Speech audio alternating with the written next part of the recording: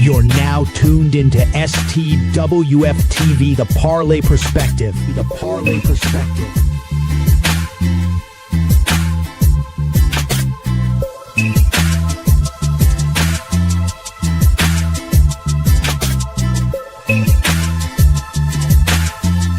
Five, four, three, two, one. What's up, everybody? It's your boy, Coach Lee, and my main man with the plan from the Northeast. What's up, Metal Watt? What's going on? Y'all know what it is, baby. It's the middle of the week. Day. You know what I'm saying? But Tuquan is, not participating in Hump Day this week. We're just going to talk sports all week. You know what I'm saying? If you know, you know. Coach, how you doing tonight? I'm all right, man. You already started now, see. Already cutting up, baby. Already cutting up, man. Fabulous show we got tonight. Like, share, and subscribe, man. Tune into our fabulous website, stwfsports.com, as well as all streaming platforms where you can tune into us, not tonight, but every show we're on, man. Click that subscribe button and come live with us. Hey, man, it's always a good thing, though. You say you're not participating this week. That's a good thing, man. I mean, you ain't got no surprises. Yes, indeed. There was many surprises this week, man, but we love surprises. So if you want to come through with gifts and all that, it's up to you guys. But we just want your support. We just want your ride and wave, comment, like, share, all that good stuff. All that stuff. And we got a lot of topics, pretty good, exciting show, man. We've been killing it this week so far. Yeah, man, let's get right in it. I'm pretty sure the other guys are hopping in. They probably in transit and all that other good stuff. Transit, missed a couple stops. Oh, speaking of what's up, Chili Will? What's good, fellas? How we doing today? I'm all right. I'm gonna ask you right off the bat, what you eating, Will? I had some pizza today, bro. I had to keep it simple. I got killed at work, bro. Supposed to cook chicken when I got home. That was not happening. I'm tired. Okay. Well, welcome, brother. Welcome. I know you will come here and bring your unique perspective to the Parlay Perspective. Well, let's get into it, brother. Yeah. Where we at, man? Blue Yow. Right off the bat, man. Big news came out this week with the collaboration and partnership. I think we hit on a little bit maybe the other night, but I'm not sure. We'll talk about it in depth tonight. The agreement and partnership with the UFC, CBS, Paramount. They're going to a historic contract, and they're going to give the fans all the content they can handle without it being pay-per-view. How y'all feeling about this? This is clutch. This is clutch for the fan. This is great for the fan. I don't know how they're gonna. I mean, this must be a humongous deal because I can't imagine you would give up all that pay-per-view money unless it was a crazy deal. Average of $1.1 billion per year, totaling up to $7.7 billion for the UFC's full slate of the 13 marquee events they do run in the 30 fight nights. So you get all that in it. And honestly, for the fan, definitely. But if I'm Dana White in the UFC, I'm like, this is worth a try here. The one thing that we say about the UFC is what, Will? You're a UFC guy. What's the one thing you would say about the UFC negatively? Oh, negatively? Well, right now the problem right now is they don't have enough stars. Yes, right. Exactly. So I feel like bringing this through here, Paramount, CBS, wherever you're going to go to, I feel like these fighters may not be a better platform, but you're on a platform where now, kind of like in the WWE sense, you're kind of picking and choosing who your favorites are, maybe who the haters are, maybe. UFC's real, though. So all this is going to make real sense to who are the heels or who these guys being marketed. Maybe it's a different scheme of marketing I see with this going on in terms of the fighters and all that stuff, kind of enhancing their names. I feel like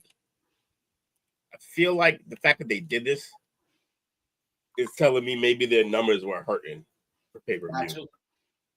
because I don't see why you give up that money. That pay-per-view money is crazy. I don't think like boxing would never.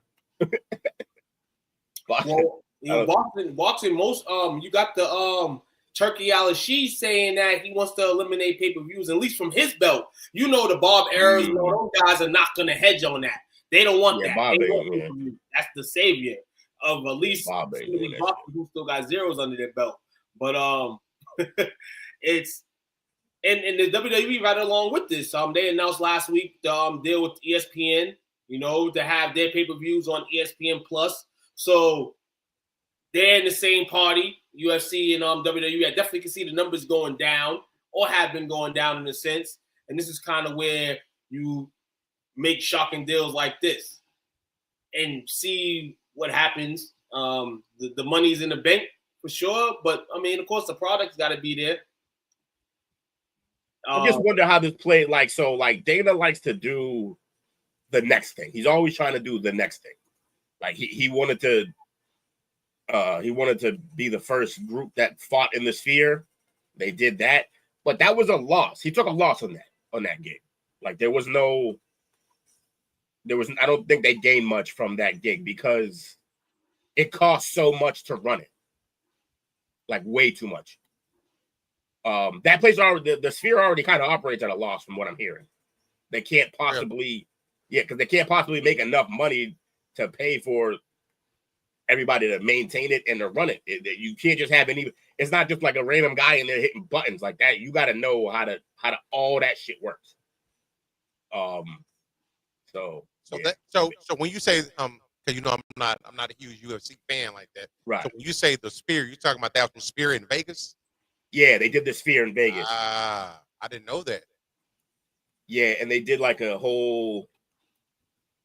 It was a whole thing. Like he made it a humongous event. Honestly, it was impressive. But and it was like a love letter to Mexico. Most of the fighters on it were a Mexican card, and he told like a whole theatrical story on the screen and everything. End of the day, though, that wasn't profitable. It couldn't have been. So I just don't.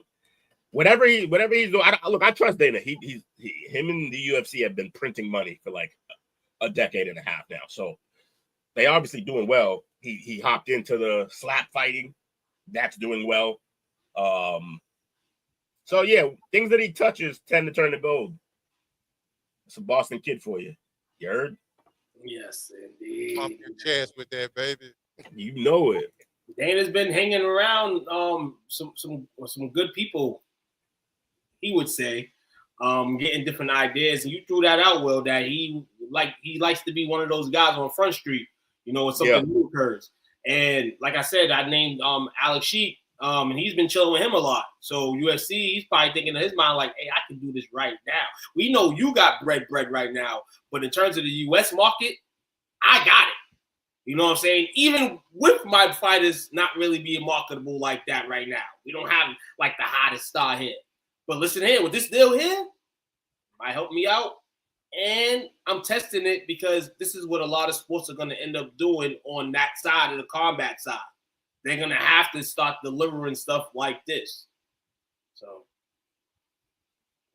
I feel UFC content will include a number of events and fight nights will be available to subscribers on Paramount at no additional cost beyond their monthly subscription fee. So everybody's about to join the Paramount crew now. Where's Paramount getting all this money from all of a sudden? Do they still intern with movies? I believe so, but if you think about it, as far as the streaming content compared to the other ones, to me, they was kind of, I wouldn't say behind, but it seemed like they didn't put a lot into it like some of the other streaming services. So I would question what type of bandwidth do they have? Do they have the infrastructure? I'm pretty sure they got the infrastructure in place. If not, they'll make sure they do. But it's kind of seemed like all of a sudden they just make this mad rush and they're probably about to get it dominate. And I think the picking was good for them to be able to, because if you think about it, with all the ESPN layoffs and everything they had, with them getting the NFL Network and the Red Zone, there's no way there's gonna be able to keep that and the UFC from a money standpoint. At least for me looking at from outside looking in. Well, they have a new president over in Paramount. Shout out to Jeff Shell. He's when somebody comes in new and hot, he's trying to do new hot things. You know what I'm saying? Trying to keep the pot boiling, because that's where Paramount was before, he got the reins. So, yeah, this is a great experiment here. It's a great one to boil up. And in terms of a lot of things in this world, he's going to start hitting and targeting stuff and really trying to get to the beat. But UFC, to get that one right there, I feel like this is the platform that, and I won't even say Paramount, just the way they're going to do it now with the free pay-per-views and stuff, man, it's really going to bring people in. Like, people like to watch it at Buffalo Wild Wings and all that stuff. Yeah, why? Yeah, definitely. But what? You can have party night at your crib with the homies, watching Paramount, UFC That's fight? the thing. That's the thing I really wonder how it's going to play out, because like there's always going to be like a random bars or random like restaurants that play it. But 9 out of 10 times, actually almost all the time, those places have to pay crazy money to get. They have to basically pay per head, which is why they do cover charges for those events. Like if you go to a bar to watch it, that is playing the event, they do cover charges, and the cover charge is like $50. So they're gonna lose all of this money. I don't know where they make it back, but I guess $7 billion is $7 billion. Like, yes, you can't say no to that. Let's get the fourth leg to this parlay in and get his perspective on it. What's up, Jiggity Jake?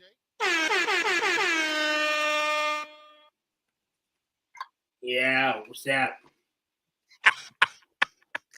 I like, He man. said it was ready. I was ready, but apparently I didn't hit my unmute button. Hey, all I was saying while I was muted was I like overtime, but I don't like overtime every day. I'm glad to finally be at that thing.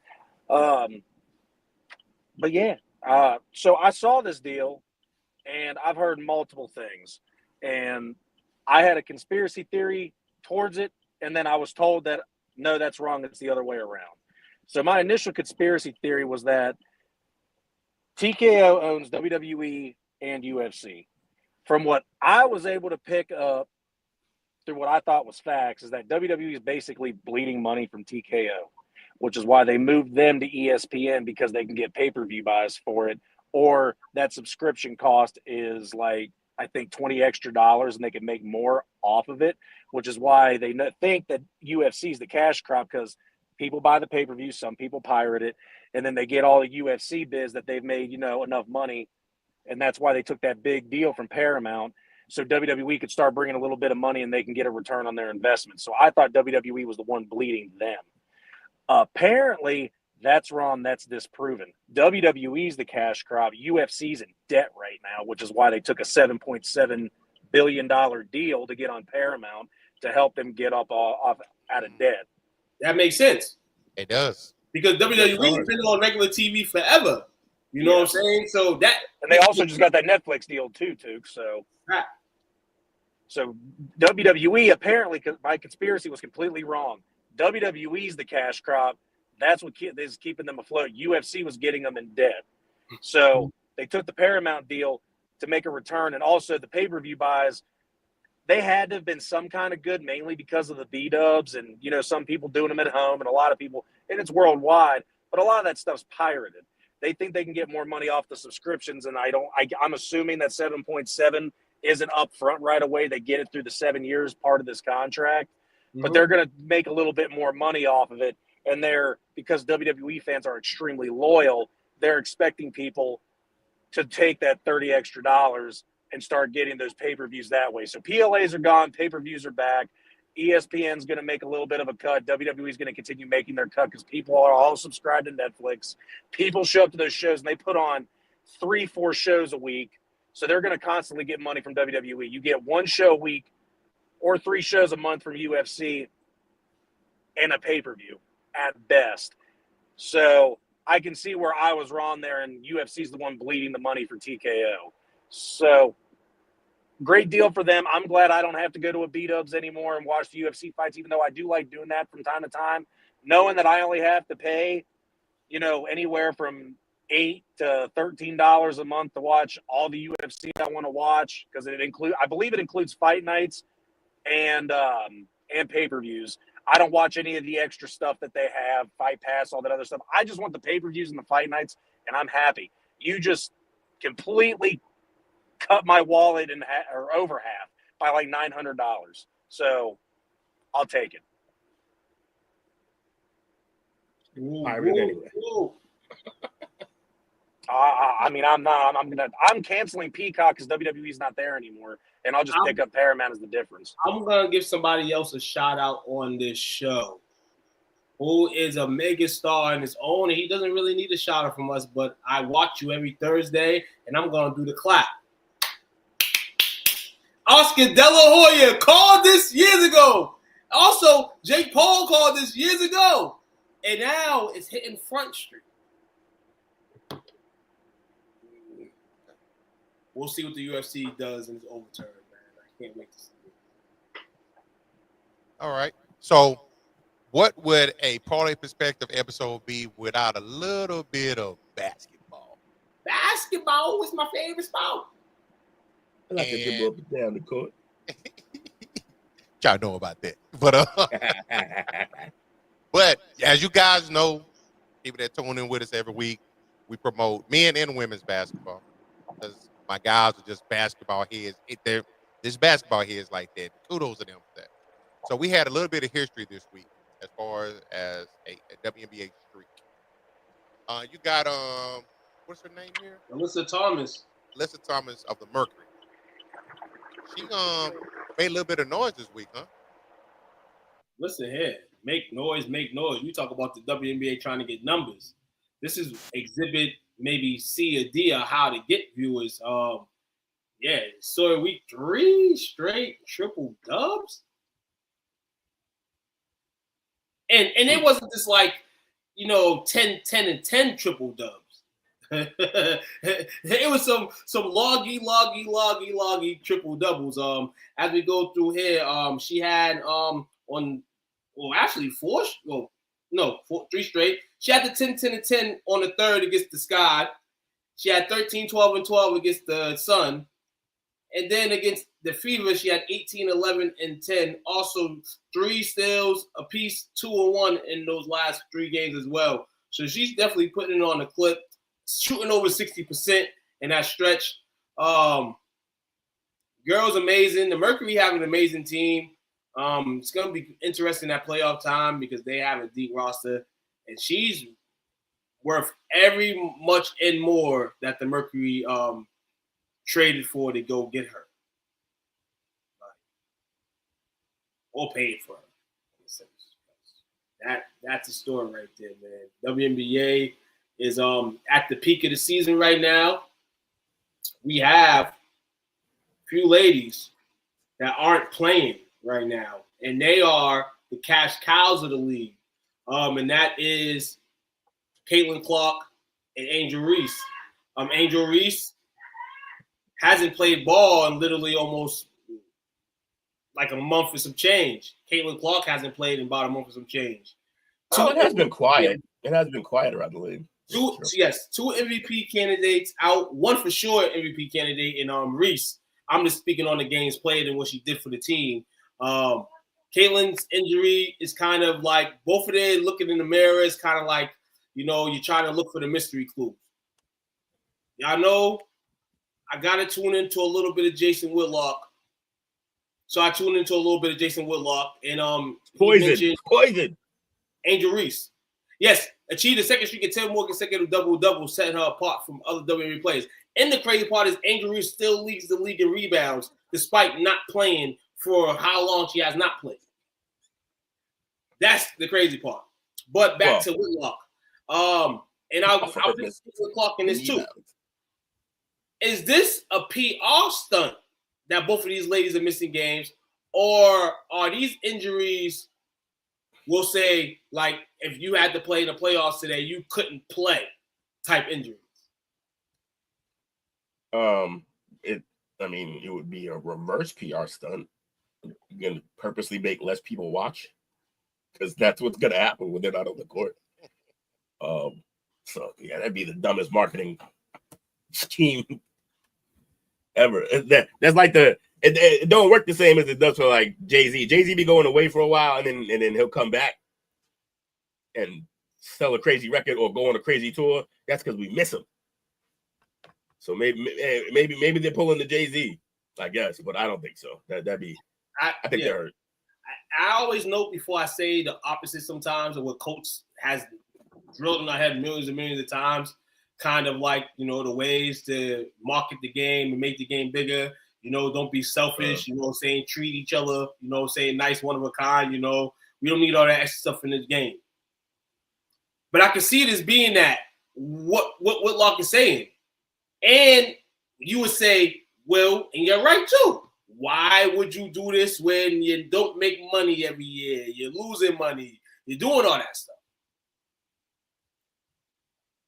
But what if what they're doing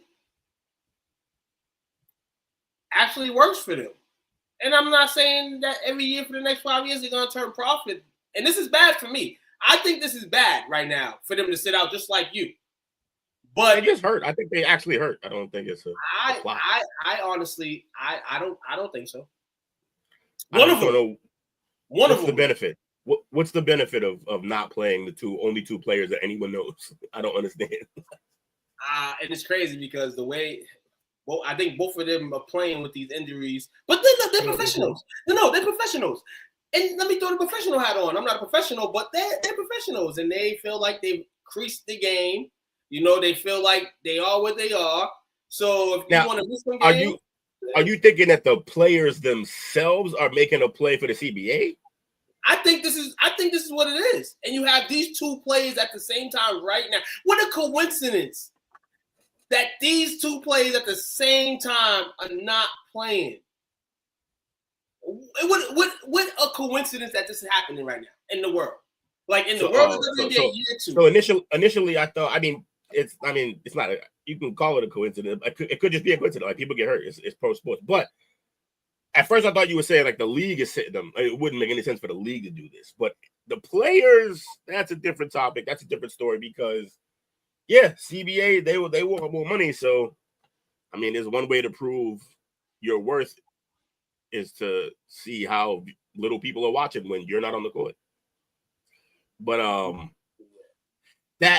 that's a huge sacrifice from two. If they are doing that, it's a huge sacrifice from two players on their own careers on a gamble that might not work. So I don't know. I would hope that both of them would be smarter than this, but not. Look, it's a possibility that they're using this as leverage for the CBA. I can see that. I can see that being a possibility. Coach, you got any thoughts on this? Oh, about the conspiracy aspect of it? About anything about it. Like, does anything trigger you about this? Is anything fishy? Do you think this is good? If this is, in fact, what they're doing, what I think they're doing. I don't know. That's a lot of logistics and coordination involved to do that. But for me, I might look at it from the other aspect of it is if they are genuinely hurt, what's the quality of the healthcare that they have there, the training? Are they cutting corners there to where these people getting hurt? You got some of your biggest stars out. If they're genuinely hurt or injured, whatever the case may be, is it because they try to make it seem like we're losing money, the NBA is carrying it, all those type of things that we hear? Are they not getting the best of the best that they deserve? That's possible. Because we talked about Caitlin last year battled with some injuries. You know what I'm saying? And she's not really big. She's kind of tall for a guard, but she's not really big. And everyone is throwing elbows and knees in her lane every time she goes through there. And then Angel Reese is the one banging bodies an entire game. So I can see them. They both end up having to play a very physical brand of basketball. So You got to think about from the aspect of there too, like the things that Will just highlighted. You got to protect your stars. You know, this is equivalent to, you know, Magic or Bird. They getting banged and thrown around. You need to isolate. No, you still got to take care of the other people on the team, but they got priority. And you know, what's the time frame? Especially for me, I'm gonna sound ignorant. I didn't know women can even have groin injuries to this extent. Oh, you know, I've heard of them injuring themselves and things like that, but she's been out for a while, and this thing's been lingering all season now. The same injury. Yeah.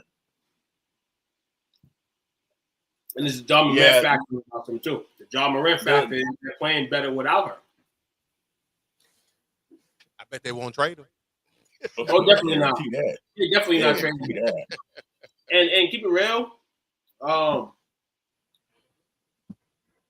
Caitlin will be back. I think if the playoff game and the playoffs was here, I think she will play. Angel Reese's season with the Sky is basically over. Now, that could be a number of reasons. It could be a PR stunt. It could be due to the fact that this coach isn't Witherspoon. You know? The Fever went out and got an established coach. You know what I'm saying? They felt like the other coach wasn't the person, and they went to go get another one. The Sky did too, but the Sky did a bad job at that. So, basically, Angel Reese is in a situation where that's her team. Caitlin Clark's in a situation where they got a structure over there in Indiana. They actually practiced games in which they wasn't going to have Caitlin all game plan, you know, things like that. So that's the difference we're seeing between the two. But overall, I would side more of a Angel Reese standpoint, and that's not going to be black or white. That's just me seeing it what it is. She already shown that persona to us in the media of what she is off the camera, and that's no negativity. That's just her living her life. It's what it is. And if she's doing it to Floyd, I can see where she's doing it. Not for Caitlin, maybe, who's already the cash cow, in a sense. Mm-hmm. They want to see her play on the court. You know, so, yeah, it's crazy. But you know who's not hurt and injured? Who that? My Dallas Wings guards. They're not hurt right now. Good win yesterday against the Caitlin Clarkless Indiana Fever. Shout out to Maddie Segrist. 22 points. That's what you're supposed to do, man. This is why they draft you with the third pick in 2023 draft. You the leading scorer at Villanova. I just think the Dallas Wings have too many guards, and no, they got to change that front court. This is why you've been seeing a lot of their front court girls gone. They're gonna mess with this cap. And we don't talk about the cap in the WNBA. We're gonna start talking about it real soon. And it's gonna start in Dallas. Because I think what Dallas is trying to do right now, they're whack. So now you can be whack again, and now you can go get a front court player. And if you want to, maybe get a veteran. Dallas, you good. This season's already been flushed down the toilet. But reminder to you guys, you're a team in the WNBA now. So you're going to be here for years to come. So years to improve, it's time to improve. Good shit, fellas.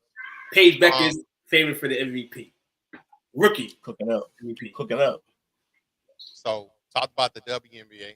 Got to look at some NBA updates. Will, particularly for you, sir. Mm-hmm. Obviously, you guys had some ownership change. Mm-hmm. But I heard that the governor, who was supposed to stay on, I think, until 2028, is going to exit sooner than that. What impact do you think that's going to have on the team that you ultimately cheered for? You mean the governor of Massachusetts? No, well, that's what they call the owners now. I don't think much in terms of like on the court, because a lot of that is just Brad Stevens. They gonna let if you're coming in as new ownership, yeah, you could try to clean house and wreck shop, but we just won a championship. We're valued as one of the top 5 franchises in the league for sure, probably top 3 even. I think Lakers and Golden State might be the only 2 teams above us. As far as value? Yeah, in terms of value. So value's up. We good, man. I don't think you don't. If it ain't broke, don't fix it. Now I will say they could get weird. Like they don't have any allegiances to any of these players, but the three main guys are locked up already, so they're gonna be here. Tatum gonna be here, Jalen gonna be here, and Barry White probably gonna still be here. Oh wow! So the Celtics are fourth in team value. Well, they sold for 6.1, but I was looking at the Forbes list. Yeah, for the value. If you're looking at the Forbes list for the value, they're 7th behind Golden State, which is first, as you mentioned. The Knicks, Golden State is at 9.4, Knicks at 7.5, Lakers at 7, the Bulls at 5.8. That's kind of surprising. The Rockets at 5.7, the Nets at 5.6, and then the Celtics at 5.5. It's on the Forbes list. And around out the top 10, you got the Clippers, the Heat, and the Mavericks. Are your top teams in value. This is not from the team aspect, but this is a team reset, not from the team aspect, because we know what they're going through right now. But this guy's job, and give a shout out to new owner Bill Chisholm. Next year is going to be the real year because you get the ace in the hole back potentially in Jason Tatum. You know, so that's where it all goes. I think they'll kind of try to follow values of the Celtics now, but in the version of where they want them to be, where they was a couple years back or a year ago winning the championship. You just got to win on things. They have to be patient. I feel like the Celtics have been patient for a very long time. If they don't want to be patient now, then yes, then it's definitely a change going on in Boston. But I don't know what's not to be patient about. We just won one, so we good. No. I'm talking about patient in terms of like you said, like everybody's like, oh, you're gonna break the team. You know, when you get new ownership, oh, this and that. Just stay poised, stay patient. You are in a kind of vacation setting this year because of what's going on. But next year, I feel like the guy, the team, this is his real year starting in now because now Jason's back, and now you know, like what you know. Where you kind of want to see your team. So if you're doing anything else this year besides what you've done in the summer, then you're tripping. If you let a guy like Jaylen Brown go, maybe you're tripping. I don't know. We'll see how the season goes for him because he'll be the guy, the ace in the hole this year. So, yeah, I say stay patient in that regard. You know what I'm saying? You don't got to do nothing crazy, and I don't think he's going to do anything crazy in the first year. Yeah, I don't think so either. There's no quicker way to lose the fan base's trust than to just step in and start changing shit. You don't walk into some other place and start moving their furniture. Yeah, exactly. Exactly. They rolled in and just traded Luka. Like, okay, I guess that makes sense. Turning over tables. That was the craziest entrance into ownership. Like, why? We got another sale too. Portland Trailblazers. Paul Allen's estate finally bought. Tom Dundon's gonna buy it for $4.2 billion. He bought the Hurricanes in 2018 for $450 million. This man just keeps rolling in the money. Man said Pell's gonna win it all this season. Your Saints have a better chance of that. Yeah, you might need the Saints to play as Pelicans players. You might have some hope. Yeah, maybe if they switch sports, both teams will get better. So, yes, Portland is being bought. Oh, and I heard the Nike store down there has a fire sale right there. The head of all Nike stores. I heard their sales crazy right now. Yeah, it makes sense. All white forces I heard are like $40 right now. Hot. Body. Other NBA news, Celtics did make another signing this week, grabbing big man Boucher. It's good. Interesting piece. Linked him up with his college point guard. Payne Pritchard. That's absolutely. Yep, him and Pritch balling. Fire. The Celtics are gonna have the African lineup this year. Quetta. Oh yeah. Busy out there. Keita, Busy, man. Now we ain't no bullshit African, but hey, listen here, you African tonight. Oh,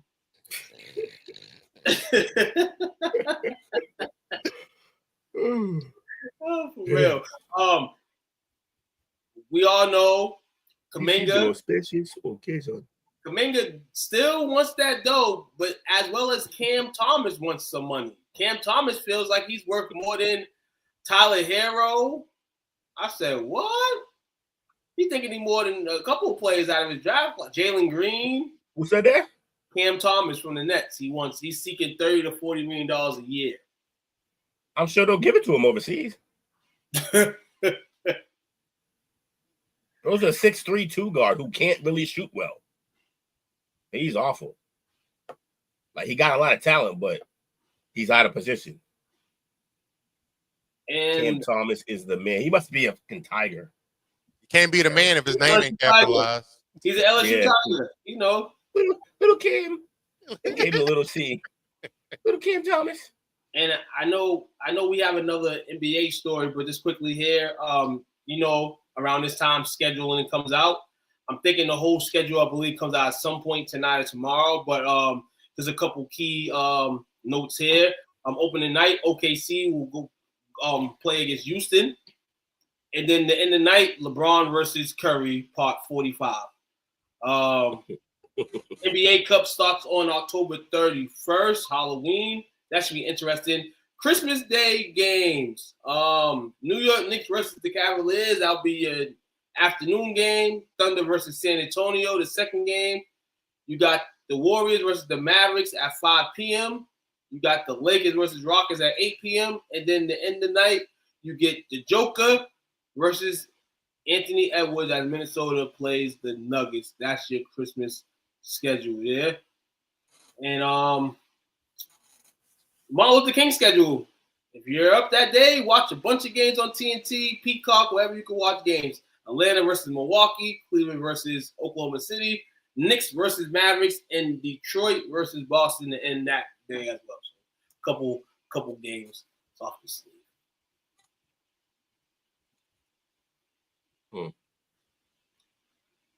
I thought of a question today for this show. All time, you get to pick just one guy from each of the 4 major sports who's the most polarizing. I thought of this, some conversation with LeBron, and I realized, there's just no moment where his name gets mentioned and it's not a firestorm of an argument between 16 people. Like, he is the most polarizing player, I think, ever in the history of the NBA. LeBron James. But then that started making me think about, all right, well, then who is it in other sports? Most polarizing player. Like active players? You can make them active, but I was thinking all time, just like in each of the 4 sports. I legitimately think LeBron James is the most polarizing ever in the NBA of any player.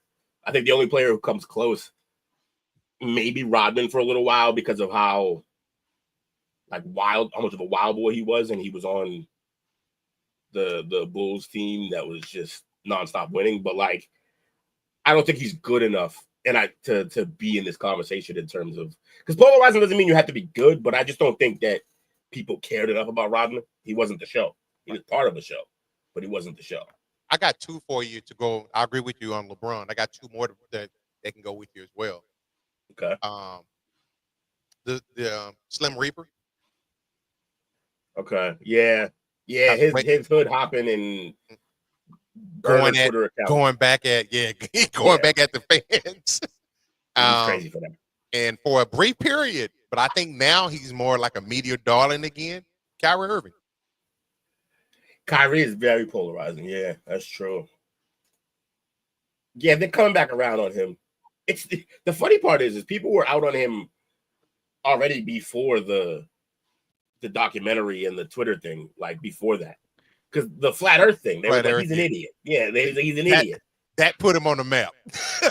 That put him on the map of, oh, maybe this guy's dumb. And then Hey, Will, you're probably going to like this one.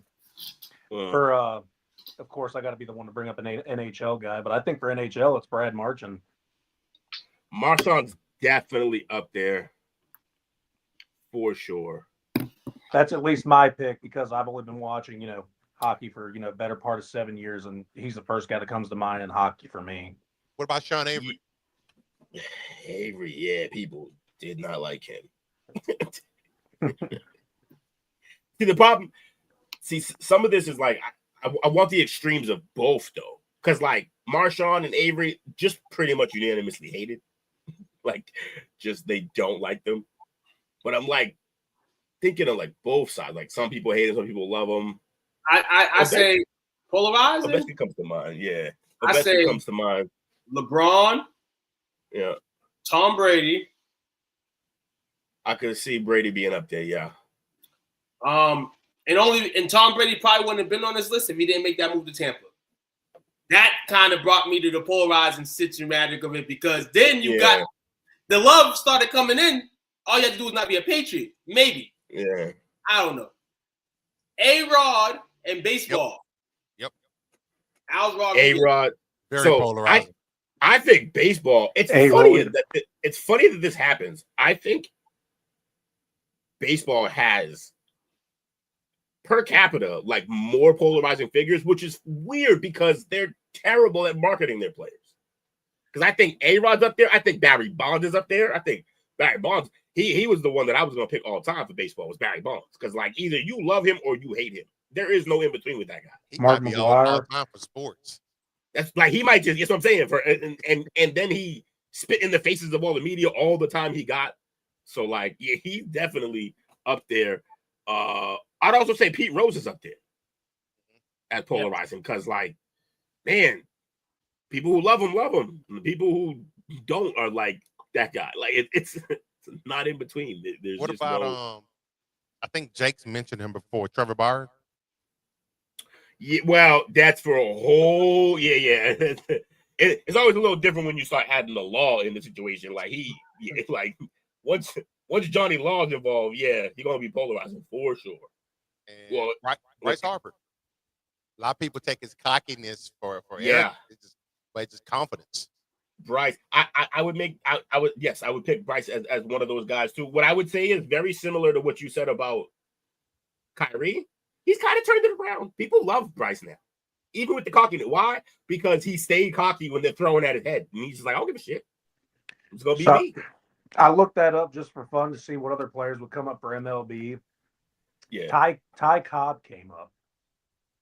Definitely. Yeah, but everybody who's polarizing to is dead. Like 1,000 years ago. I think Barry Bonds for sure, and then at least my personal one because I can't stand the Yankees is A-Royd for sure. A-Royd. I ain't mad at A-Rod for that. Jose Canseco's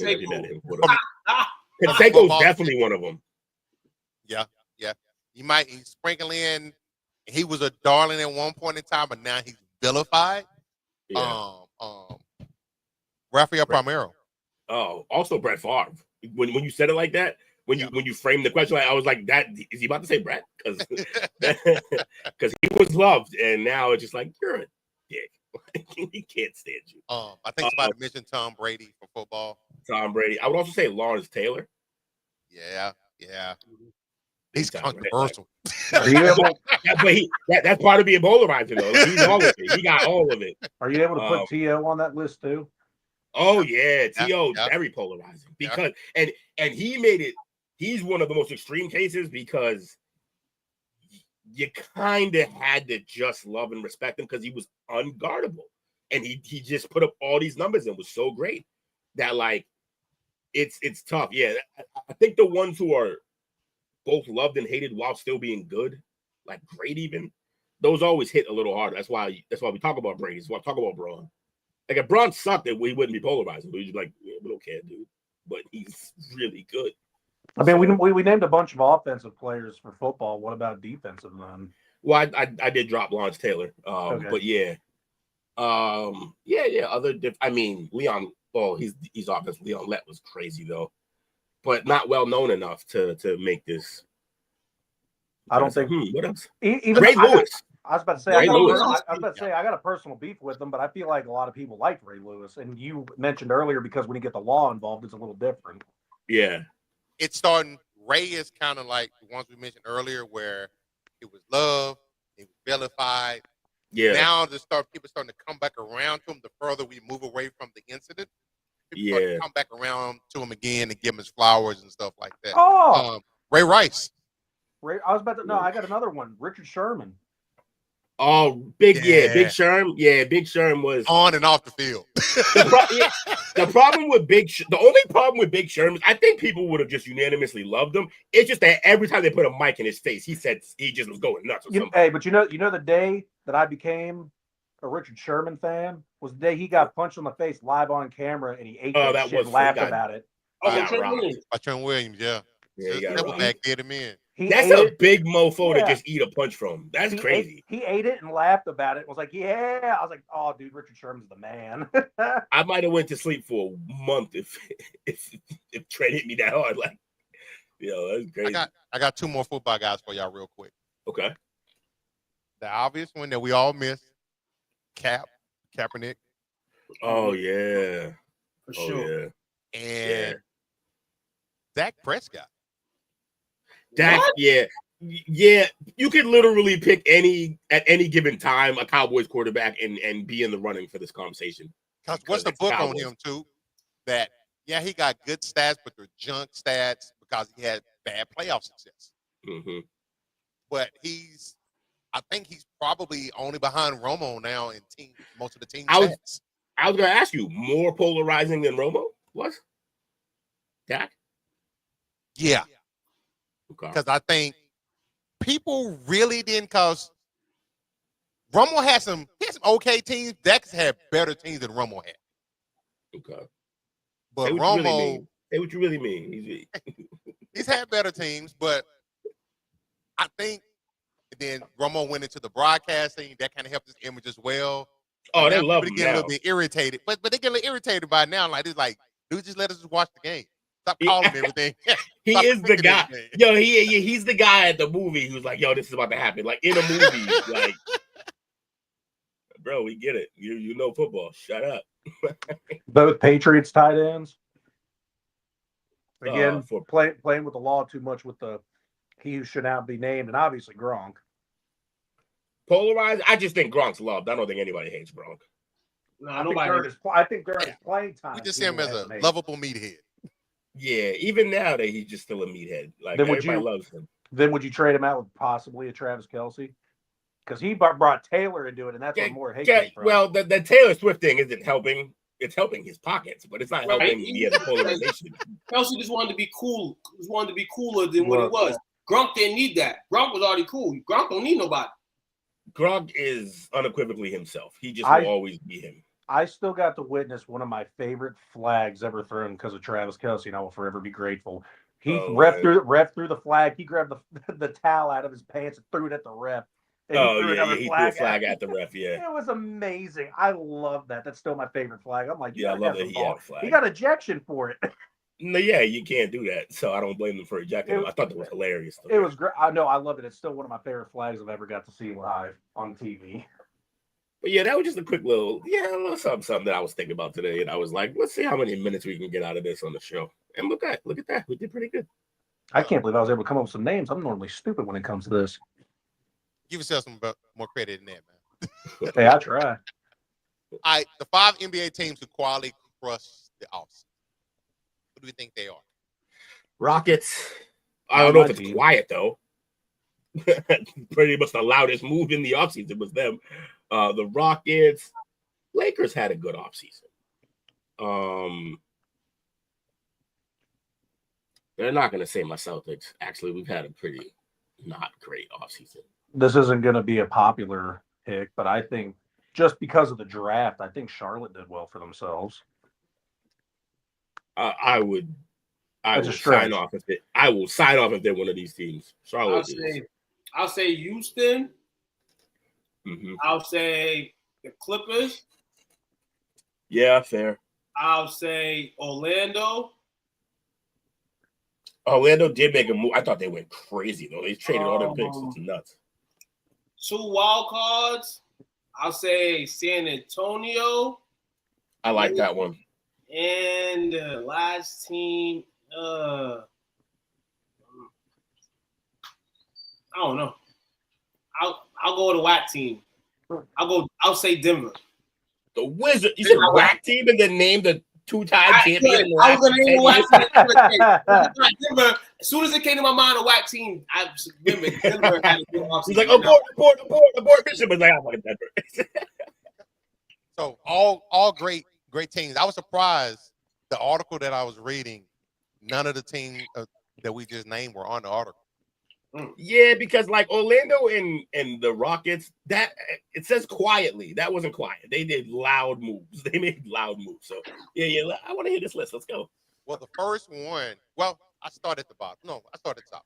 So the first one, which to me it wasn't quiet due to the compensation that they doled out. Okay. Thunder, the defending champions.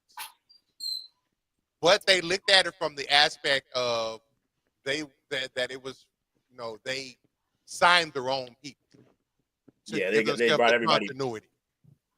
Usually when you win a ring, like some of them guys who are on contract years, you get picked apart. Your bench usually gets picked apart. They gave the maxes to Shai, Chet, and Jalen. Damn, Chet got a maxi? Yep. Is it true Jalen cut his hair? Bald? Really? Don't lose his power. He wanted to be like Kobe. You know what's funny? You know how the video games, they always try to add something that happened within the season, like to their games. So they did a video montage of the gameplay of 2K26. And instead of having Pascal Siakam cram on J-Dub, they had J-Dub cramming on Pascal. They changed history. It was some nonsense. Yeah, look, I get it. They got a ring, but he got flushed on. I'm sorry, bro. He got put in a body bag in that game. Like, shout out to my man Siakam, dog. Put it on. Yeah, for real. They rocked Siakam. Then now he's in a video for like the only basketball game that everyone in the world plays, getting dunked on by the guy that he did it to. That's crazy. I'd have said something. I'd have been mad. The second team, the Atlanta Hawks, they brought in KP to help with the spacing. Yeah. It's going to help, and they also bolstered the backcourt with Alexander Walker and Luke Kennard. Yeah, that's a sneaky good offseason. They're still going to be the Hawks, but yeah, I still think they. Do you think they still move Trey at some point? They have to. I think they have to, but all these moves say no. All these moves say we're trying, or these moves are saying we're going to go for a hard push, and if this ain't working by the trade deadline, y'all gone. Like, get what we can get for them. Yeah. We have to keep our sport. Atlanta's probably like we just have to keep it respectable in a sense. Yeah. They don't really care if they're in the conference finals or the championship. They know they ain't getting there. Although they almost snuck in there about 4 or 5 years ago. But they seem to be getting further and further away from that team when they were good for that 1 year. And it was just like, yeah, it's gone all downhill since then. I think it's just over and odd. And it makes it in the East where they are bad, but then they end up making the play-in. I just don't think your best player can be a 6 foot, 160-pound point guard. Absolutely right. Yeah, I agree with you. Not named Steph. Yeah, not right. Not worth the money that Trey's worth. Like, Trey's worth a lot of money. Yeah. Unfortunately, he's not worth on defense, and that's going to continue to be a problem. The third team, I don't know if I buy it too much, just due to who they are, the Washington Wizards. Wizards are going to be all right. Young team, they're going to be all right with some old veterans. They're going to be all right. The folks that on the third, who was second? Second was the Hawks. Oh, dirt. Thunder first, Hawks second. I know. Wizards third. They brought in Trey Johnson with the number 6 pick. I was jokingly going to say the Wizards. I'm sorry. That's crazy. I should have said it. Cam Whitmore, CJ McCollum, and Kelly Olynyk. And they got significant cap space. That is this is the land of the unused toys. That is It's not And fun the over worst there part in about it Washington. is, you know what the worst part about it is? You're in Is Washington. that they would have made the same moves if they would have got Cooper Flag. And that's the upsetting part about all this is that if Cooper Flag was in that montage that you just talked about, Coach, everybody be like, yep, for sure. Yeah. But because they didn't get him, all these names is like, okay, they're the Wizards. They're just gonna be in tape. But I think with the veteran guys that they have there for the time they have them there, hopefully they get the young players to understand the game. And like I said, Washington's gonna be like another Detroit, maybe one of these days, where they're gonna be good in the next 5 years. But we have to wait for that. But they got some young pieces that are pretty good. The thing is, they're probably just too young right now for the league. But we just got a Thunder team on the screen that were too young for the league, and they won the championship. Not comparing the two teams at all. Yeah. You got to have good coaching, good GMship, all that. Washington don't have none of that. They don't actually have good anything. That I'm glad they didn't get flagged because they genuinely do not deserve him. They don't really deserve anything. That team is so poorly run. So poorly run. You think that is Detroit a good team now? They're getting there. Yeah. I don't think that's gonna happen for the Wizards, though. I don't agree with them on that. I was just curious because I know the Wizards are gonna suck forever. They're just a terrible franchise. As a brother at one point in time, he was trying to run all sports out of Detroit. Oh yeah, he was. He was like everybody out. Yeah, I'm still trying to run him out of town. He was like Eminem. You got to move out of Michigan too. You got to get out too. Everybody leave. He said, I don't want no mom spaghetti. We don't want no mom spaghetti over here. You heard? All right. The 4th team, the Miami Heat. They brought in Norman Powell. They got Giannis, the number 20 pick. Okay. And Davion Mitchell. It's not real Miami-ish, man. But Miami. Powell's a good scorer. They got the promising of rookie come in. And they got Ball Hog and Tyler Hero. They got Bam on defense. They got Javis. They got Hawkes. What's their identity now, though? Amy Hawkins. Yeah, Amy Hawkins. Hami. Yeah. This is Miami. That's Miami. Because they've always, in the last 20 years up until this year, they've always had some type of identity. Yeah. Spo. That's Spo and Riley keep them in line. Pat Riley becoming Jerry Jones. Don't do him like that too. He for real. He becoming now. That's gonna open a can of worms. Now, how long should he keep Spoelstra? Should he go to a new coach? All that stuff's gonna start to twinkle in Miami because Pat Riley's not gonna let himself go. Did he just get a contract extension recently? Yeah, but everything going well. They're not gonna. I don't think they're gonna shake shit up. Listen here. They're gonna end up gonna have to. It's not. It sucks that they have to because I don't want to disrespect Spoelstra here on air. I like Spoelstra, but at some point you're gonna have to start. You're gonna have to start moving the numbers. I don't know. Just 2 years ago, they took us to 7 with guys from the G League. That team is overachieving every year. No. You know why that happened though? Because they're well coached. No. That happened because your Celtics were not what we thought they were. Well, in case you did well. That's why the Miami Heat made the finals. Because your Celtics didn't do what they supposed to do. Put the nail in the coffin. That's why. Yeah, but also that team is well coached. I understand all that. And it's the NBA, so you kind of like, okay, go with the high horse. But at some point, all that stuff's going to go down. You got 2 guys right now on your team, Bam Adebayo. God. Yeah, he ain't going nowhere. Hey, and he don't go nowhere, but they still can suck. And we never seen Pat Riley eat no money, but it's a first time for everything. It's a first time for everything, man. I'm just saying, Miami ain't too Miami-ish this year, but you got to play on the basketball court, and Miami's been one of those teams that can actually do that, despite who they have on their roster. But Tyler Hero and Bam Adebayo, Let's see how their moods are within the organization this year. Those are the 2 star players. So yeah, I think that's the problem. I think Bam and Hero are both either number 2 or number 3 options. But now they're 1 and 2, and I don't think that they're gonna win anything with that being the case. And it's not even because they're not good enough. Like Bam's nice. I don't want a big to be my closer, so I wouldn't have him in that role. But Hero's always hurt in like towards the end of the season. He just always gets hurt because he plays hard. I respect him, but yeah, he got to stay healthy. And I do think they just need one more guy who can create buckets, like really go out and create shots without needing someone else to create them for them. And I don't think they have that guy on the roster yet. So, yeah, and I think in order to get that on the roster, it's going to be that person by himself starting a new regime. I just feel could be. Yeah, no, it could be. And the 5th team, one of the legs of our parlay team will probably appreciate this. The Pelicans. They brought in Jordan Poole, Sadiq Bey, Makai Peavy, and they drafted Jeremiah Fears at 13 and Derek Queen at 23. That Queen pick might be a steal. I don't know. We'll see.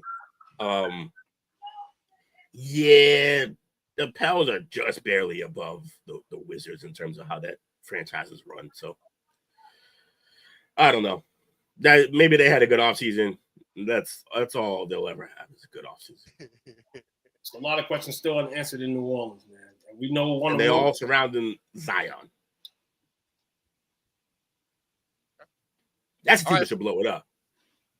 I don't know what they're blowing up, but they should blow it up. Anybody familiar with Jen Powell? Jen Powell. Powell. Nah, doesn't ring a bell. Okay. She's the MLB's first female umpire. So that explains why I have no idea who this is. It's both MLB and a female involved. I'm at a loss. So she's this was from Oh, I think I do know. I've seen her. They always spotlight her when she's like somewhere else on the field. So she made history on August the 9th of this year. She made her debut. She did a double header between the Marlins and the Braves. High five. So in the first game, she was at first base, and in the second game in a doubleheader, she was at third base. Nice. They got her behind the plate now, though. And the cap that she wore will obviously be donated to the Baseball Hall of Fame. Get my hat back. No, you ain't keeping that cap. That's 2 firsts this week. 2 firsts. The first umpire, the first female umpire, and the fact that I got to see not only the boys' Little League World Series, but they're showing the girls' Little League World Series, which is fun. We ain't seen that since No, she played with the guys. Yeah, she played with the boys. You're right. Yeah, she was cooking up with the boys. Yeah, she was going nuts. This tells me that they had it the whole time, and the homegirl just too nasty for the girls. For real, that's crazy. This is fire. It's a 2 firsts this week. Shout out to the ladies. They're pushing these ladies sports, man. Shout out to ladies sports. Pushing them up. She's been professional umpiring since 2016. She finally get her touch, man. 9 years later, man. She did 1,200 minor league games. Good Lord. She also became the first umpire obviously for a AAA championship game in 23. Over under a year and a half.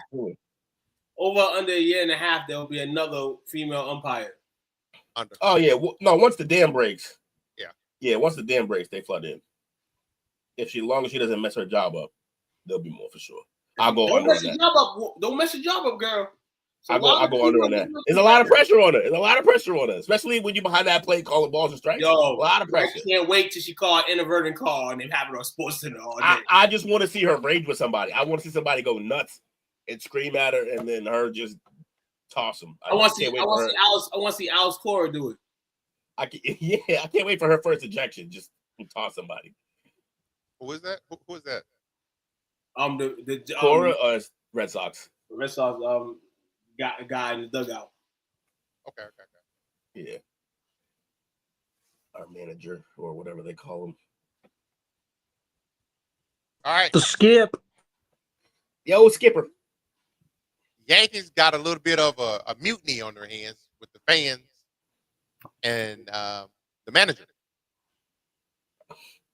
They are doing their best impression of the Saints. Yes, sir. I knew you liked this, Will. Yes, sir. I get to take shots at the Saints still, and I get to shit on the Yankees because the Yankees suck.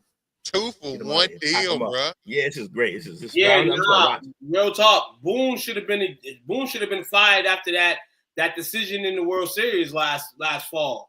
Real. The Yankees, this is crazy right now. Now I'm looking at the standings and they're just going all the way down. They're 4-6 in their last 10. They're in the game tonight against the Twins that they may not win at all. They are 7 games out in the AL East. I mean, wild card is still alive, but you're fighting for a wild card. And no disrespect to the Blue Jays playing excellent baseball this year. Shout out to the Red Sox playing excellent baseball this year. But you're supposed to be head over heels better than those teams, and you're not. It is a damn shame.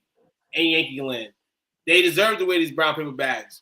If you're going to put the brown paper bags on the Yankees, put them on the team as well. On the other side of New York, the Mets too. These two teams spend all this money and then give performances like this. This is terrible. Terrible. New York Saints fans, put on your brown paper bags. The Yankees are here. New York Saints fans. But look at the quote from Albert Einstein on that bag.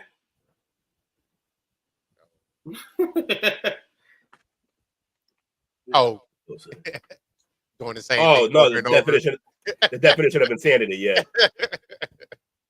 they feeling it. The New York Saints. Team is poop. You heard it here first, people. New York Saints. New York Saints, man. Oh, Will brought our props. That's the ball, you know. We talking That's bags? the bet. Hey, man, that's your Halloween costume this year, Saints fan. We talking bags? Not the bags. Bags. You kidding me? Give me a Joe Horn jersey and I wear it. Bags? You kidding me? The gift that keeps giving. Oh, all right. The best. Ohtani and his agent are accused of sabotaging a $240 million Hawaiian real estate project. Nah, bro, Took's right. This dude got a gambling problem or something, man. Like, Took was right about this all along. He might have been involved with everything. This guy's a mess.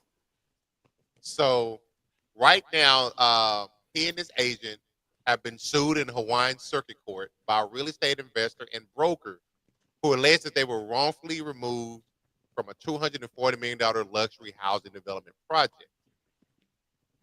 The broker, Tomoko Matsumoto, and Good job. And Kevin J. Hayes Sr. The allegations are that they exploited their celebrity leverage to remove the plaintiffs for their own financial self-interest, resulting in millions in lost potential earnings and fees for those two gentlemen that I mentioned earlier. Yeah, man. Ohtani better wrap this up with these guys. Real talk.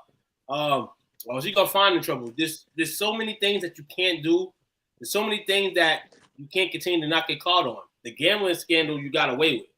You're not gonna get away with too many other things, especially if they involve your agents, and then your name's tagged in it. Your name's tagged in it, bro. You got to get away from them. This is a sign, Ohtani. If you don't understand English, you got to understand it right now. Get away now. I think it's him. I think it's him. Who's the commonality here? Yeah, who's the common denominator here? Look, hey, he is one more incident or situation away from being on that short list for most polarizing. Because what is this guy doing? He's got all the talent in the world. He plays, he pitches, he hits, he can do everything. But apparently he does everything. Not just, my man's hands are in everybody's pockets. He's gambling. And also, people, if you get rich or famous, find you some fall guys the way this guy got. Because my God, every time something go on with this dude, there's just another Asian dude jumping out of the trees, diving on the grenade for him. Like, it's crazy.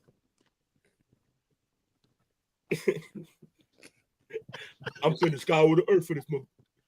If he's in China, I want him to hide in the bowl of rice. Ohtani got some dogs behind him. Jay, as a baseball purist, how do you feel about this? Definitely got a problem. And whether it's him or the agent, he's got to figure it out. And I think, I don't know who just said that. I honestly missed it. But seriously, if you don't know English, go to some classes, man. You got all the money in the world. Take some classes, learn how to do it, and find an agent that'll actually do you good.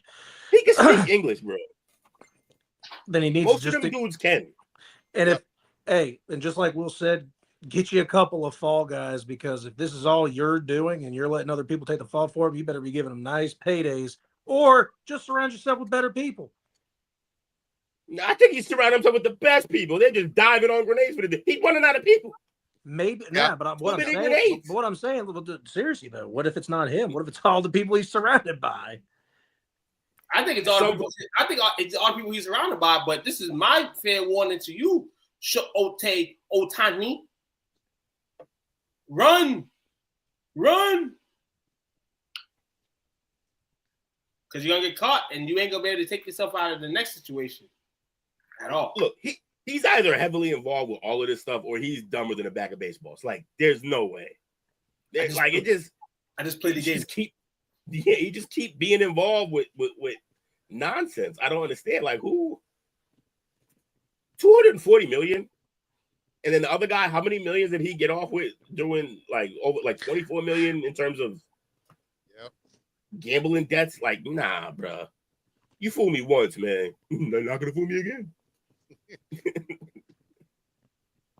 This dude, he gotta figure it out. Into the gridiron. Alabama has named Simpson as their starting quarterback. It was predictable that it was going to be him. Probably the right move. Shout wait. Who's that 12? That 12 or 17? You know who that is? Yeah. Yeah, buddy. Duncanville.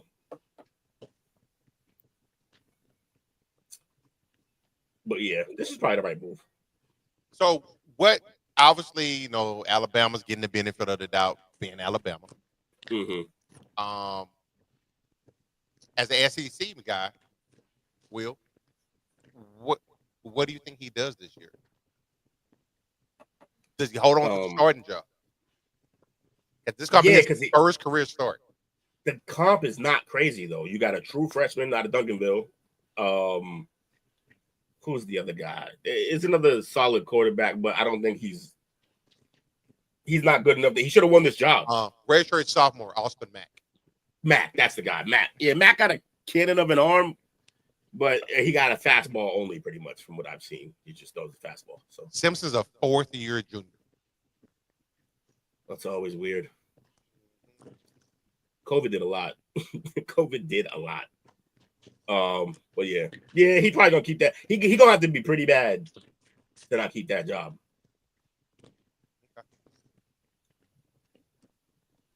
I guess it's possible. You guys heard about this? Geno got a little bit of trouble.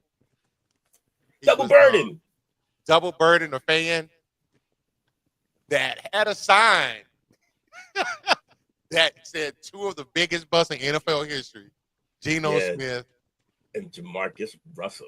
Yeah. That's not company that you want to be around. Nah, it's also not accurate. Like, no, not at all. But it's a great sign, though. If you're a Raiders fan, that's great. It is, because this game was at Seattle, and it was a Seattle fan holding it. It's like, didn't Geno just do well by you guys like a year or two ago? What's your deal? Yeah. Sour grapes. I'd say RG3's a bigger bust. Ew. Than Geno. Yes, RG3. In terms of like the longevity of your career, absolutely, RG3's on that list. But his lack of productivity was due to an injury. Yeah. and gross negligence from a coaching staff. Yeah, that's the initial problem. But then we heard he didn't watch any film. Like, admittedly, I think he said it himself. Really, he wasn't really doing a lot of film. He didn't improve any mechanics. So, like, once you got hurt and you couldn't scramble anymore, all right, well, now you got to work on that release. You got to work on your timing, and he didn't. We were like, oh, okay, maybe he just didn't work out in Washington. He had to go on. And then we saw him as a backup in the Ravens. We were like, if anywhere he should be able to succeed, it should be in a place that caters to this type of quarterback. It's up there, too. Would you put him in your top 5 of QB bust of all time? Ooh, No. that's steep. I wouldn't. Marcus Russell, Ryan Leaf. I wouldn't because he had the years that he played. We'll give him 4.5, 5 years. We'll give him that, right? We'll give him 5 years. Yeah. I mean, functionally, he played for like 2. I mean, that's what I'm saying. Actually, Out of the 5 years, he played 2 good years. He had 2 functional years. I won't call him a bust where it was functional, where people wasn't acting like a Jamarcus Russell situation or Ryan Lee. I've also made this case before. I don't call Jamarcus Russell a bust. Really? A bust, because a bust is supposed to be like you had like crazy potential and people thought you were going to be good, like really good. I think only the Raiders thought this. You can't give it an out because it's the Raiders. No. I'm giving the opposite. He's giving an out to LSU. That part. But like he was was overall pick. I'm thinking a shit class. Who went behind him? I don't remember none of them guys, neither. Like, I'm not saying none of them were good. Look, when a team needs a quarterback, you're going to take some reaches, some jumps. I think they reached, man. Look, Tim Tebow got drafted in the first round, too. Not first overall, but, I mean, who knows what Josh would have did if he had that first pick. That draft with Russell, you had Megatron, Joe Thomas. Well, I meant really, but quarterbacks. I'm sorry. I should have been more specific. Yeah. Okay. I should have been more specific because obviously it wasn't like nobody was good in the draft. But I mean, right away, that's already tragic that Megatron went behind him. It's tragic. Brady Quinn. Yuck. Oh, I remember that. That's how Dallas ended up with Ware and what's my man Spears. That traded that pick for Brady Quinn to the Browns. Browns doing Browns. Yeah, that's a weak draft. I'm looking at it. Quarterback wise, it was yuck. Brady Quinn, Kevin Cobb, John Beck, Drew Stanton, Trent Edwards, Isaiah Stanback that played receiver. It's just a gang of bums. Troy Smith that played receiver, Jordan Palmer, and Tyler Thigpen. That was a trash quarterback. I'm not gonna lie. The best chance that anybody had at being good at quarterback out of that draft was Troy Smith because he did play a little bit when he was the Ravens. Remember, he was there when Flacco came. It was supposed to be his team, and then he got like a throat infection, and just never got the job back because Flacco came in cooking. The top 5 draft pick bust of all time at quarterback. You said Jamarcus Russell, Ryan Lee, kind of. Mm-hmm. Achilles Smith. Yes. Yeah, Achilles was another one. Yeah. Robo quarterback, Todd Marinovich. Oh man. Oh, that guy. And Heath Schuler. Poor Schuler. He sucked. I'm a bust. You a bust. You a bust. Hey. Yeah. Those are some terrible quarterbacks right there. It would take too long to go into, but one day we're going to jump back into that specific draft. And we're going to try to guess, like, if the Raiders didn't take him 1, who would have drafted him? I don't think the next couple teams picking would have picked him. I don't think the next 10 teams would have. That's a good play call sheet talk. Yeah. Because I don't think he sucked, bro. He's a fat guy with a he got drafted in 07 too, dog. They wanted young Jeezy. That's all. He's a skinny Joe Milton. And he's a fat Joe Milton. And I expanded it out to the top 10. Not athletic. And RG3 is not mentioned. They got Josh Rosen, Art Schlichter. I put Rosen in that combo too, though. But Rosen at least had a little more to show. Rick Meyer. Ooh. Awful. Rick Meyer. David Carr. That's not fair. They got him killed. Joey Harrington. Yeah, Joey Harrington. Yeah. He sucked. Yeah. and Johnny Manziel. Johnny Manziel, that's a drug problem. I think he could have played, but What? Why do you keep opening my? Damn it. Sorry, guys. I thought I was muted. My dog. he's been muted. All right. Will, they had an unveiling of your GOAT statue. Yeah. How you feeling about it? I feel like it should have been made out of pure 24 karat gold is what it should have been made out of. But whatever. Shout out to bro. They make these in bronze so people don't like steal them. And they still vandalize them. But yeah, man. Well deserved. It's almost literally the house that he built. Does the coach get one eventually? He didn't really though. Who? Coach? Yeah. Fuck no. Maybe. It's gonna be a lot longer down the line though. They're gonna have to mend some fences because he left out. Him and Kraft was like not necessarily seeing eye to eye when he left. Is there one coach in football that has a statue? Gotta be Al Davis, right? I know Coach Landry does. Landry got one. Al Davis has to have one. He has to. Just win, baby. They probably got him saying it in the statue. Real talk, man. This Brady statue, man, is the illest thing I've ever said in regards to the Patriots and Tom Brady in the same sentence. And I'm loving that Tom Brady finally decided to call it quits. You know, and all the good things in life is happening to him. You know what I'm saying? You get a statue at the house that you built. You know, I like after career Tom, man. After career Tom is ill. He had that little slick comment too about the Jets. I was in tears. He did the roast. The roast was great. The roast was great. Tom is winning, man. Tom is winning.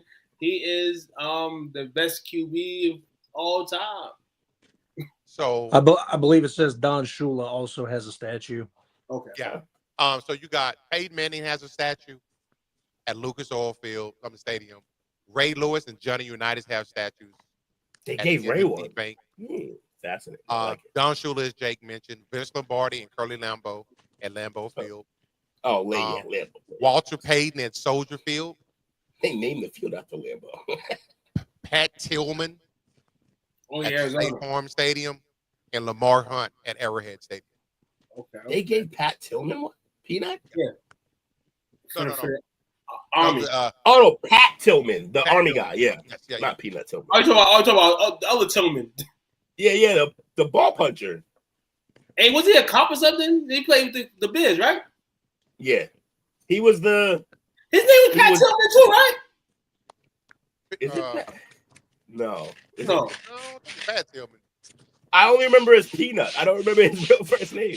No, it is Pat. Charles. Charles. Oh, I thought it Charles was Pat. Tillman. Okay. Charles. The Randy Stopper. The Randy Stopper. Well, because he won on a crazy jump ball against them, and then he had a couple other decent games against them, and they called him the Randy Stopper. Like that's as close as you're gonna get, I guess. That's worse than Ruben Patterson labeling himself as the Kobe Stopper in 2000. Yeah, that was bad. I was watching that on Unveiling live, and I don't know if it was just the angle that they had it at, but when they first unveiled it, I'm like, why is the head so like substantially smaller than the body? Like it looked like it was a peanut head on this big, you know what type of body, and I'm like. And that picture made it look normal, but I'm like, okay, football players got pads on and everything, but I just feel like his head looks much smaller than the rest of the body. Like it's just abnormal. Let me tell you what he was, Jake. Brady was as well as a lot of people here in New England, superhero. When the Patriots were almost putting on brown paper bags, Tom Brady came to save the day. So for that statue deserves to be superhero-like. Little little head, body's massive. I like the statue. I like the way it looked, Jay, because that's what Brady is, a superhero. He's a superhero in New England. Superhero, that did a lot for the city, man. Hey, I think it's cool. I'm glad he got a statue. I probably would have picked a better pose, but other than that, I think it's just it does the job. It's much deserving. I'm glad he got a statue. He should have done the one where he jumped around after Butler's interception when he was just jumping in circles. That'd have been a funny one to put. All right. The story that we we're going to talk about the other night, but we need to get some more details on it. And that's the court in Nevada cleared the way for John Gruden to sue the NFL over the leaked emails that got him fired. Michelin lips. He done though. Oh, yeah, absolutely. So the Nevada Supreme Court ruled on Monday that the arbitration clause in the NFL Constitution is unconscionable, and I quote, unconscionable, and does not apply to Gruden as a former employee. So what this means for them is Gruden's lawsuit can now go forward in the public court instead of being handled in private arbitration. So I think Gruden may spill some tea. Yeah, they're gonna settle. Hey, John, you want a job? The next job available to you, you can have it. Now the allegations, as far as from Gruden's side, is he said the NFL and Goodell ran a malicious and orchestrated campaign to ruin his career by leaking emails with offensive comments he sent between 2011 and 2018 while at ESPN. They came about. Remember, they came about during their investigation into the Dan Snyder investigation, and that's when it happened, yeah. right? Exactly. Mm-hmm. So they just they just threw his name in the bus. They about get pretty much. They about get sued. They like I say, they're going to settle. They're going to have to. Oh yeah, they're going to settle. But the problem is like, yeah, you can settle all you want. The man still lost his job, and are you going to let him back in the league? I don't think so. They might let him. I think I saw somewhere recently. He said if he came back to coaching, he would come back to coach in the SEC. Florida? We don't need Lane Kiffin part 2. Come on down. Brian Kelly, he's coming for your job. Oh, yeah? LSU? Oh, if he breaks out the accent, it's over. It's over. Any of those happen, they heard it here first. Duval. We predict stuff all the time. Yeah, I mean, listen here. Because we don't shut up. We were constantly talking. Hopefully our coach is good. Hopefully our coach is good this year. For BC? No. Talk about NFL, man. He coming back to the league, man. He getting another job in the NFL, man. He ain't going to college. I don't think they can do it. If he does, he'll be upstairs. Not on the sidelines. If he come back to the league based on them settling out, he gonna have a one-up on him. And then he'll be like, you can't tell me shit. Oh, yeah, like 50 after he got shot. Like, you feel like a superhero. I can't die. He's coming for Goodell's job. Yeah. Goodell will pack him up.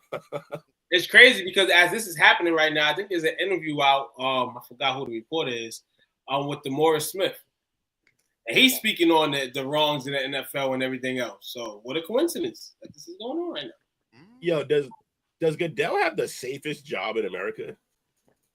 Like the most job security? Yeah. Like Jerry Jones went for him and he thumped Jerry Jones. Yeah, once you thump Jerry, it's over. Because no other owner is going to come up to you strong arm like that at all. You beat Hulk Hogan. You beat Macho Man Savage. You beat all of them in one. Yeah. Oh, yeah, the Macho Man. All right, last topic for tonight is going to be a good discussion topic for us. 5 NFL teams in danger of nightmare starts. Well, the Bengals, that's normal. First off, nightmare starts, does that mean like teams that are already bad that could be nightmare starts, or we kind of go into like this can be any team? It can be any team, but I'm thinking it's more geared. It could be obviously the bad team, but like shock value. Like I knew it was gonna be bad. I knew it was gonna be this bad. Yeah. I'm gonna make my list, and I'm gonna pick my Cowboys on my list somewhere. Okay. So say the Cowboys. I spaced. What was the list? Just quickly. Teams that could start off nightmarish, struggle wise. Oh. Okay. How many weeks should we look ahead here, Coach? 4, 6 weeks? 6 sounds good. Yeah, I like 6. Yeah, 4 to 5. about 1/3 of the season. All right, naming 5 teams is a little rough, but I already got one team picked out, and I'm gonna go ahead and go with it's gonna be crazy, but the Kansas City Chiefs. Ooh. I think that they have a really tough schedule to start it out. They got to play the Chargers in Sao Paulo, so it's already a major away game going against a team that's going out looking to try to make a big stance. A Super Bowl rematch against the Eagles. Might be a little lost there. They got a toss up against the Giants, or not a toss up. They got a give me against the Giants. Then they have to play the Ravens, and then they have one more to give me for the Jags, but then they follow by playing the Lions. If all things go terrible, that could be a 2-4 start for a dynasty team. It's going to be a 4-2 start. I think it could be a 2-4 easy because they're on the bottom side of their dynasty run, and no one's getting older or no one's getting younger. So I see this being 2-4 for them possibly. Yeah, not that. Like I said, we always compare them to the Patriots. I would have never suspected that for any start from my Patriots, and I'm not going to suspect it out of this team that's basically run the same way. They go win 4 of those games. Now, injury could change everything for sure. That's where the like if Kelsey gets hurt, they could be in some trouble for sure. But people look, they won. What they won? 15 games last year. 15 games last year with not a number one receiver in sight. Yeah, that team knows how to win, man. Team knows how to win. Colts, baby. Nightmare stop. Colts, baby. Yeah, I like that one. That's a given for sure. I got Miami. I don't think Miami's gonna be very good this year. I think Miami tour extension. Yeah. Oh, they got buyer's remorse the minute before the ink was dry. They probably regretted that. But yeah, I think Miami has a bad start. Who else? So I saw another possible 2-4 start as well, and that'd be the Packers. Well, especially what we're hearing, what's going on with Love. They're in the gray area. They start off against the Lions, then the Commanders, Browns, who they could lose both of those games. So sometimes plays good, sometimes doesn't. They always got a shock victory at some point in the year. They'll beat the Browns. They go against the Cowboys, who, even though Tuke is very down on the Cowboys, it's still not that terrible of a team. They're average and they can compete. The Bengals, and that's about the time when the Bengals finally start picking up their season after starting off slow for 4 weeks. And then they play at the Cardinals, which is not a very good team, but it's an away game, and it's in the middle of the season when everyone's already, started up and ready to go. Anything can happen. I see a 2-4 start there. That one, yeah, I can see that with that too, for sure. So, my 5 teams, the Giants, they actually have the toughest schedule in the NFL this year. I put both New York teams, honestly. I hate to say this,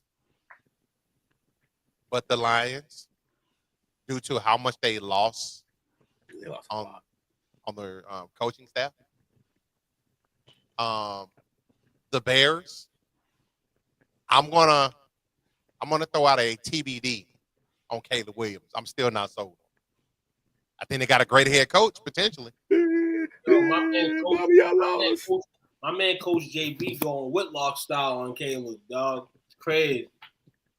The Browns, as Jake mentioned, and the team nobody mentioned, but it should be understood. Saints. Damn Saints. Awful. The 0-6ers. Picked a lot of bad quarterbacks in your list. I like that strategy. Other than Caleb, we'll see though.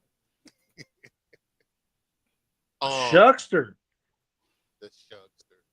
Now I did pull this up.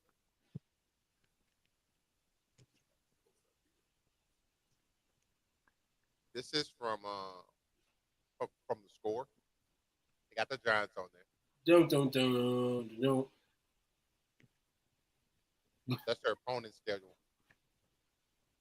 They could Cowboys, lose. Chiefs, Chargers, Saints, Eagles, Broncos. They could lose every one of those games, honestly. That's the first 8 weeks. If they lose to the Saints, pack it up. I think honestly, listen here. I think they can end up 3-2 after 5 weeks. I think they can beat the Chiefs, Chargers, and the Saints. Every stage of being great. We've heard this before. This is a common comment that we hear. I like that. And to be real, if I'm gonna say anything about Russell Wilson, the best time to have Russell Wilson is the first 5 weeks of the season. Real talk. That's when he's at his best. That's when Russell was at his best. So if Malik Neighbors and somebody on the other side, even the run game, can give him a little bit more attack, they can win 2 or 3 games before week 5. But I'm not going to give them a lot more games after that. But this is not a crazy schedule right here. The Commanders you played against tough last year. Dallas, Dallas could fuck it up for you and let you win the game. Chiefs, I'm probably lying. At home. Chiefs are probably lying. The Chiefs are the champs early. You lose to New York. Like Jake said, this season's probably in shambles. The Chargers, you got to remember, they just lost Slater, their left tackle. So they're going to still try to get familiar with that side. Yeah. And Abdullah Carter, and I heard another lineman or linebacker balling for the Giants right now. You know what I'm saying? Is wild. And the Saints, like I said, the Saints, we all said, brown paper bad. Maybe their first win, maybe their second win. But I think they're going to win 2 out of their first 5. I can see it. This are tough 8 games, though. I mean, the Saints are a walkthrough, but you got the Eagles twice. It's crazy. Then you got the Cowboys. Here we go. Obviously, with Micah on the old end that he's got right now, he's requested a trade. And that sucks because this is self-inflicted. They had all this momentum going into training camp. No, because it was questionable on the coach they hired, but throughout the offseason, you start seeing all the momentum and stuff like that. And then, as always, like clockwork, they do something to hurt themselves. Dallas is crazy. They seen that they were getting praise and praise and praise for people, and they're like, "No, we want not today, Satan. Not today." Back to the regular story, man. Oh man, Dallas going Dallas, dog. Oh man, I'm sad sometimes. I'm a fan of this team. Jerry looked like that bourbon catching up with him. Yeah.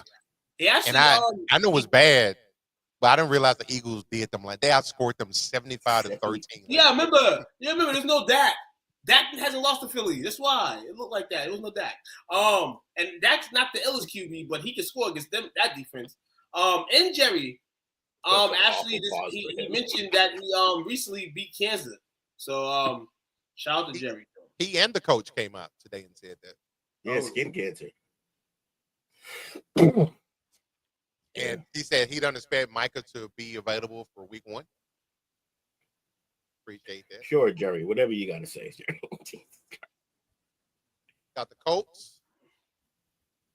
They don't know who the quarterback's going to be. And if you're relying on Daniel Jones, book it. We're never going to see if this guy can ever play quarterback because he's always going to be hurt. Yeah. I think what's happening, by the way, with Richardson, I think we all take a long look at what's happening with him always being hurt the way he plays, and we got to give a lot more love and respect to Cam Newton. Shout out to you, Polar Knights. Real talk. Because Cam Newton was lowering the shoulder on the guys that are killing Richardson. Yeah. Bro's pinky was all the way dislocated. That was gross. I think it was Will or Jake that said. I had Miami, yeah. Okay. I saw reports that they are secretly shopping Tyreek Hill still. We will take him here.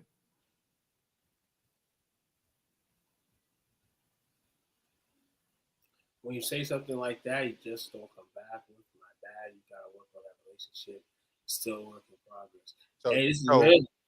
So your quarterback don't trust him. Team's out on him. Yeah, he gone. The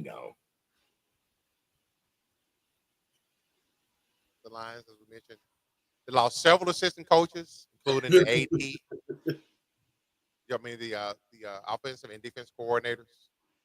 They don't deserve to be on here, dog. Look at this. 8 assistant changes, third string to schedule, 2 new starting linemen, and 4 players are already on IR. Yeah, they don't deserve this, dog. They don't deserve to be on this list, dog. They don't. They don't. We're not gonna let you. No. You've been hating on Detroit for years now. For all the hate I give to them, they don't deserve to be on this list, man. They gave us a lot in the last 3 years to be on this list right now, dog. Like Dallas Cowboys belong on this list. The Colts belong on this list. The Miami Dolphins belong on this list. What was the other team? Who was the first team that opened up? It was the Dolphins. Giants. Yes. Giants. Those teams have been decimating fan bases of their own forever. This team right here has been giving their fans hope. If the Lions are bad this year, listen here. Ford gonna want to blow themselves up. If they're bad this year and they go back to that typical Lions trend, they're really going to kick themselves from 2 years ago when they could have won the NFC Championship game. They should have won it. That smells STWF. He gonna play how he plays. He gonna play how we got him there every time. That's good shit, fellas. What y'all got for shout outs tonight? Shout out to you fellas. Great show, man. Great topics. Hell yeah, great. Shout out to the chat. Shout out to the police departments all around the world because Derek has been on the run for a grip, and finally Derek gets caught in Philadelphia. The New Orleans guy, the last guy, finally got. I didn't know down. I didn't know there was still somebody out there. Yes, yeah, at least Derek's still out there, and Derek, I believe, from rumors hearing around the internet, is that he got caught in Philly. Okay, at least he had enough common sense to get out of town. I'm telling y'all though, best place to hide a leaf is in the woods. That's Camouflage, baby. true. Shout out to everybody that tuned in, though, man. Great week, strong week, man. Let's get stronger next week, man. And God bless America. Shout out to you guys for the extra topics that weren't already in the show. Those were fun to talk about things. I had a lot of fun with that polarizing topic, Will. That was fun. And shout out for everybody not making fun of me and my outburst out of nowhere. You guys are good. I'm just playing. All right. Round them up, Coach. What we got? Get me out of here. I'm talking too long. Now we got Wizzo and Polar Knights tonight. Shout out to Polar Knights, man. All right, Barber, man. Shout out to you, man. Making that back to school money, man. And bum ass Dale. Shout out to Bum Dale. Oh, Dale. Yeah, that's right. That's right. Dale, we're gonna have to pay your contract that you're gonna have to be here on Wednesdays to speak on our basketball. We got to speak on your LSU team on Mondays. That's gonna be a breach of the deal. I'll have the contract on your desk by 12 midnight tonight. And I'm also gonna just start talking about basketball on the play call sheet. Driving me nuts. LSU basketball. He wouldn't mind that. Shout out to you, fellas. I think this makes week 4 of they're just banging out these shows week over week. So we're finding our stride in time for the football season, which is our holiday season for us. For the most wonderful time. Shout out to my boy James Gant, my classmate from college. They are already out. Oh. The wedges and the wings.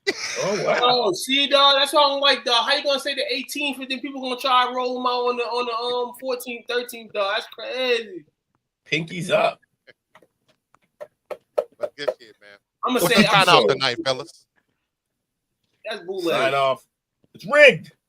It's rigged. KFC's rigged. I on 3. Wedges. 1, 2, 3. KFC's rigged. Thanks for watching our show. Remember to subscribe for more shows on the network. Smash the like button, share, and comment.